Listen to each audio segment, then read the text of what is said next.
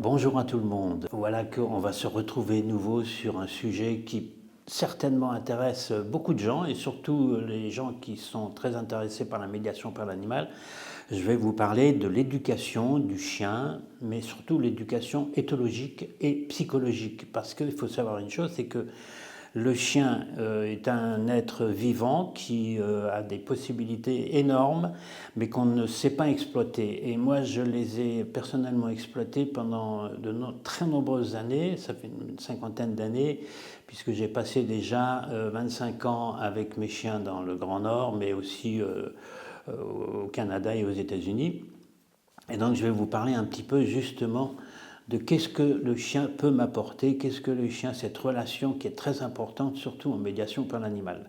La première des choses, c'est de bien savoir que l'animal, le chien, il a des temps de travail et il a des temps de repos. Le chien, il a une psychologie comme nous, il peut tomber en burn-out comme nous, s'il est trop surmené, surtout s'il n'est pas respecté, c'est extrêmement important de le respecter.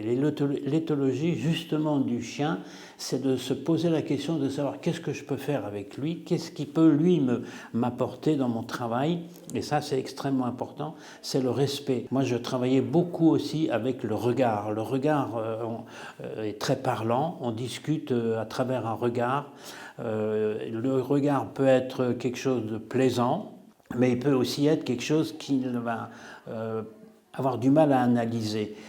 L'éthologie, c'est aussi la position, la façon d'être. Également, justement, la génétique est très très importante sur tout un chien, par exemple. Je prends un exemple une fois de plus.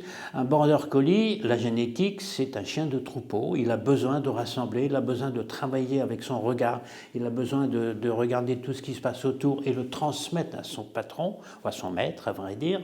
Vous avez le Terre-Neuve, qui est un chien aussi extrêmement intéressant. C'est un peu grand, c'est un peu plouf-plouf, mais c'est très intéressant parce que c'est un chien d'eau, c'est un chien de sauvetage. La génétique est là. Ce sont les gens de Terre-Neuve. Il ne faut pas l'oublier que Terre-Neuve est une île qui appartient au Canada et sur laquelle j'ai été d'ailleurs. Et donc là aussi, tout dépend de la génétique, tout dépend du chien. Moi j'avais des chiens de pure race, des Siberian Husky et des Esquimaux du Canada. Je travaille avec eux pendant des années et des années. L'éducation, elle est aussi très éthologique, c'est-à-dire on leur donne l'envie de faire, on respecte aussi leur façon de faire. C'est cette complicité qui est très très importante de toute façon. L'environnement aussi est très important. Donc tout ça pour dire que l'éducation du chien, oui, c'est très important. On ne fait pas ça n'importe comment, on respecte l'animal, on respecte sa façon, on respecte aussi ses besoins, parce qu'il a des besoins comme nous, et ça c'est très très très important. Le chien ressemble au maître. Si je prends le malinois, une personne de lambda a un malinois, le malinois sera tout à fait un chien aussi acceptable en médiation. Si j'ai par exemple une personne un peu forte, avec une discipline un peu, je dirais, presque militaire, c'est plus le même malinois, tout en ayant quand même le même chien de race. Oui, c'est totalement différent. C'est pareil pour d'autres chiens d'ailleurs. Hein. Moi, je peux très bien parler des polaires, puisque pourquoi moi j'ai eu des polaires? Les gens souvent me posent cette question, mais pourquoi vous avez été attiré par le polaire et que vous en ayez eu pendant des années et des années, jusqu'à 72 chiens polaires? Parce que je suis un homme du froid. J'aime le froid, j'aime ça, mais j'aime aussi ce challenge que j'avais. Moi, je suis quelqu'un qui aime les défis, qui aime